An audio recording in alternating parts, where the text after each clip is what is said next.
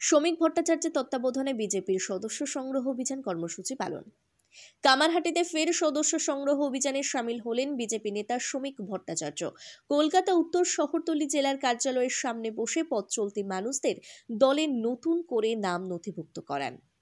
এই দিনের এই কর্মসূচিতে উপস্থিত ছিলেন কলকাতা উত্তর শহরতলি জেলার সভাপতি অরিজিৎ বক্সি সহ মণ্ডলের কর্মী সমর্থকরা। এলাকার বহু মানুষরা স্বতঃস্ফূর্তভাবে বিজেপি সদস্যপদ গ্রহণ করেন।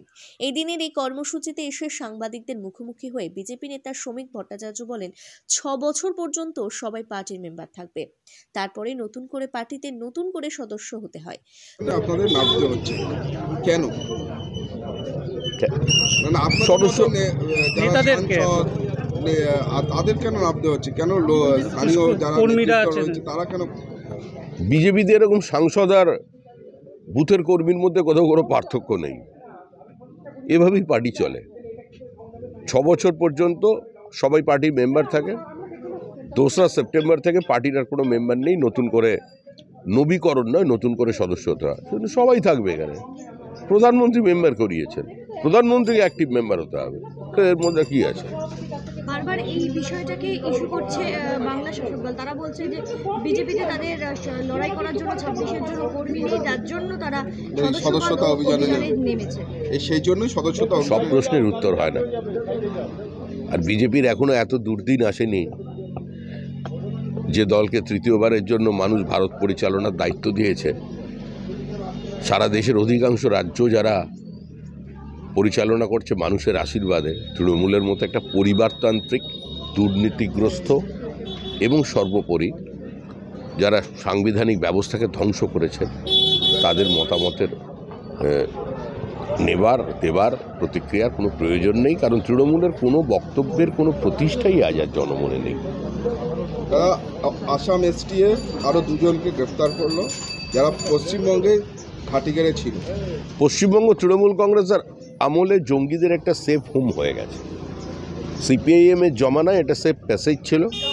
আমরাই একমাত্র রাজনৈতিক দল 80-র দশকের প্রথম থেকে আমরা বলে এসেছি যে বিনা যুদ্ধে ভারত দখলের একটা চক্রান্ত চলেছে। এই সাইলেন্ট ডেমোগ্রাফিক ইনভেশনের বিরুদ্ধে বিজেপি সবসময় কথা বলেছে। আমরা এখনও মনে করছি এই সরকার দেশের আভ্যন্তরীণ নিরাপত্তা নিয়ে খুব একটা সিরিয়াস নয়, কারণ দেশ এবং রাজ্যের আভ্যন্তরীণ নিরাপত্তার যদি রক্ষা করতে হয় এবং এই সন্ত্রাসবাদের বিরুদ্ধে যদি লড়াই করতে হয়, সেখানে কোনো রাজনৈতিক বিভাজন কিংবা ধর্মীয় বিভাজন রাখলে চলবে না। Police, central force, BSF, SSB, রাজনৈতিক ঐকমত্য এবং সর্বোপরি জনসচেতনতার মধ্যে দিয়ে এই অবস্থা থেকে বেরিয়ে আসা সম্ভব। আজকে শেষ দিন ধর্নার, জুনিয়র চিকিৎসকরা যে ধর্না অভিযান চালান, আমরা আমাদের সলিডারিটি তাদের প্রতি এক্সপ্রেস করেছি। বিভিন্ন সময় ধর্নাকে বিভিন্ন রঙে রাঙিয়ে দেওয়ার চেষ্টা করেছেন কিছু মানুষ যারা রাজনৈতিকভাবে অপ্রাসঙ্গিক হয়ে গেছে। আমরা মনে করি যে আদালত যখন ওপরে আছেন এবং আদালতের নির্দেশে নজরদারিতে যখন তদন্ত চলছে, অবশ্যই এর একদিন ন্যায় বিচার পাবে। শুভেন্দু অধিকারীর উপর জঙ্গি হামলা হতে পারে বলে আশঙ্কা করছে। 26-এর আগে প্রাণে মেরে ফেলার চেষ্টা করা হবে আশঙ্কা করছেন। না, সে ক্ষমতা কারণ নেই। সে বাংলাদেশের জঙ্গির এত কোনো ক্ষমতা নেই। ওরা আরশোলা মারতে বলুন বা ওখানে নিরপরাধ হিন্দুদের ওরা হত্যা করতে পারে।